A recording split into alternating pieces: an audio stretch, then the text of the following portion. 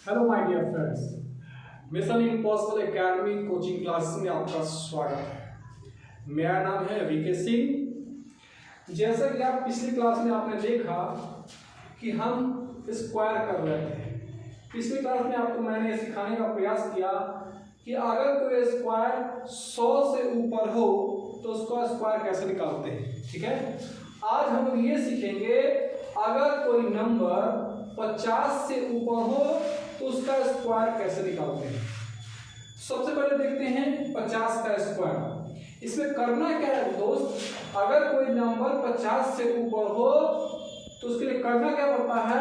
अगर कोई नंबर 50 से ऊपर हो तो 25 में ऐड करते हैं, लेकिन अगर कोई नंबर 50 से नीचे होता तो 25 से माइनस करते हैं। ठीक है, जैसे हम इसको समझते हैं, ये 50 का स्क्वायर आपको पता है 5, ये 5 है। 5 का स्क्वायर कितना होता है 25 होता है। ठीक है, ये 0 के ऊपर स्क्वायर है, इसका मतलब क्या होगा 2 0 हो जाएगा। यहीं से आप समझिएगा अगर कोई नंबर 50 से ज्यादा होगा तो जाहिर सी बात है 2500 से ऊपर आएगा। ठीक है, तो ही मैंने लिखा है 25 में ऐड करेंगे। अगर कोई नंबर 50 से ज्यादा हो और उसका स्क्वायर निकालना हो तो क्या करेंगे 25 में हम लोग ऐड करेंगे। अब यहां देखते हैं, ये देखिए 50 जो नंबर है, ये 52 जो है, ये 50 से कितना ज्यादा है तो हम बोलेंगे सर 50 से 2 ज्यादा है। ठीक है, तो अब क्या करेंगे 2 का स्क्वायर निकालेंगे। 2 का स्क्वायर क्या होगा 4। तो हम लोग जानते हैं हमेशा 2 डिजिट में लिखते हैं, तो 2 का स्क्वायर 4 होगा तो 2 डिजिट में कितना होगा 0 4। अब ये 50 से 2 ज्यादा है तो 25 में 2 ऐड कर दिए, यानी 25 प्लस 2 27। कितना हो जाएगा 27। ये 2 ज्यादा है तो 25 में 2 ऐड कर दिए तो क्या हो गया 27। उस तरह इसको देखते हैं, ये 50 से कितना ज्यादा है तो 3 ज्यादा है, तो 3 का स्क्वायर क्या होगा 9, लेकिन 2 डिजिट में कितना होगा 0 9, क्योंकि हम बताए थे आपको पीछे कि 9 लिखिए या 0 9 लिखिए, बात बराबर है।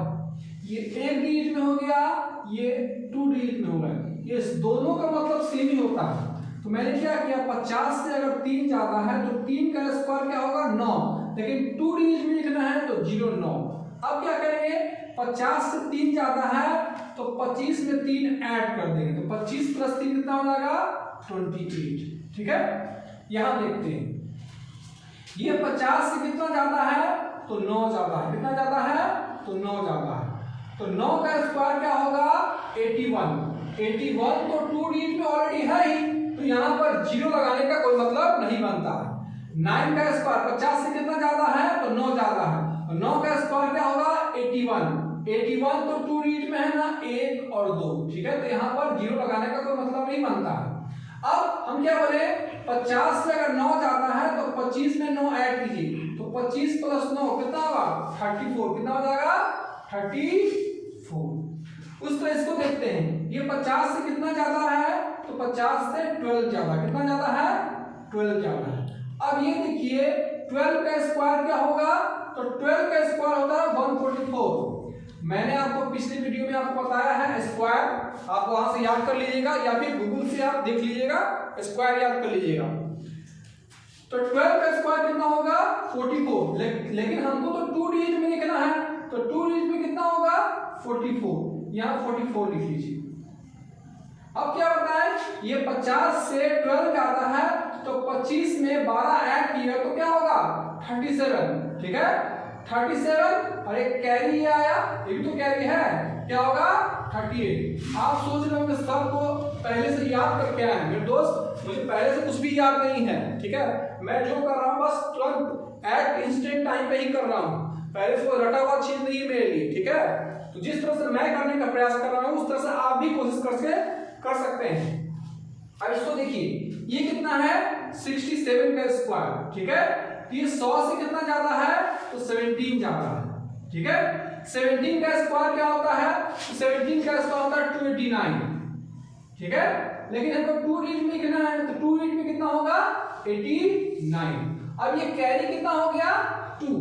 अब 50 से 17 ज्यादा है तो 25 प्लस 17 ऐड कीजिए, 25 7 32 10 42, 42 प्लस 2 कितना हो जाएगा 44, कितना हो जाएगा 44। मैंने क्या किया, ये 50 से कितना जाता है तो 17 जाता है, तो 17 का स्क्वायर क्या होता है 289 होता है। लेकिन हमको 89 टू डिजिट में लिखना है तो टू डिजिट में लिख लिए 89। अब ये कैरी कितना बचा, 2 कैरी बचा।